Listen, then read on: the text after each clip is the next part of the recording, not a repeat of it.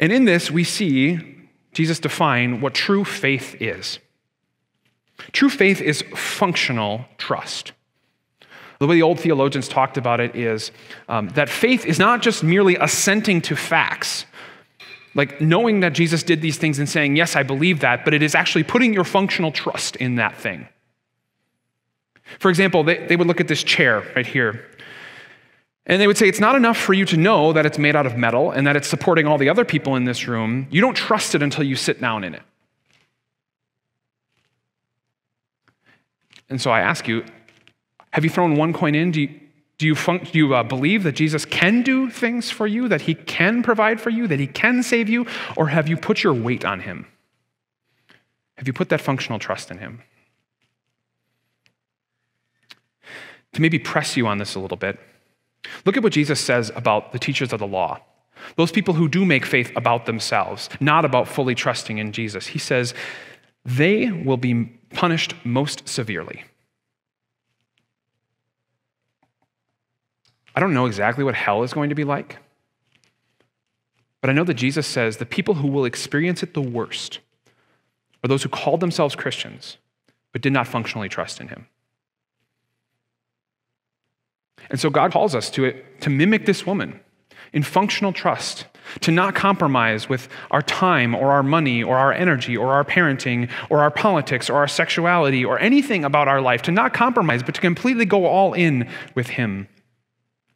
Because if you don't want all of Jesus, Jesus says you get none of Jesus. If you just want to pick and choose, you don't get him. But when you finally come with nothing, then you get everything.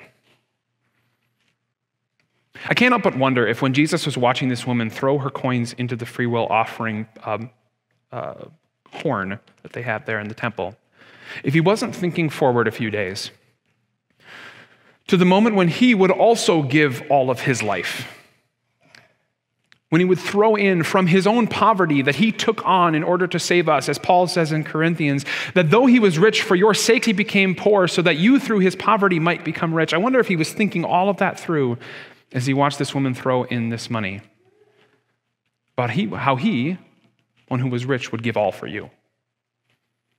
And so it's easy to look at this text and to say, okay, I need to up my commitment to Jesus and to living for him, and certainly that's in here. But first of all, it should just floor us and remind us that we cannot get to Jesus by our behavior. That no amount of faithfulness, no amount of generosity, no amount of knowledge of the scripture or doctrinal purity, no amount of understanding the old things of the church or the new things of the church or reaching out to the right people, none of that will make you righteous before God. What makes you righteous is that Jesus has given all for you. As we sang about half an hour ago, Jesus paid it all. But you know the very next line of that song, right? Jesus paid it all to him I owe. What the Bible very clearly teaches you is that Christianity will demand more of you than anything else. But it only does that under the assumption that it has already given you far more than you could ever earn for yourself. So give up your former way of living. Give up the desires that you have for a life that looks like the rest of the world or that would make you happy. And put your faith in the one who is God, who the scriptures have prophesied and testified to. And know that all things have been given to you in Jesus. Only that will allow you to start to put both coins in.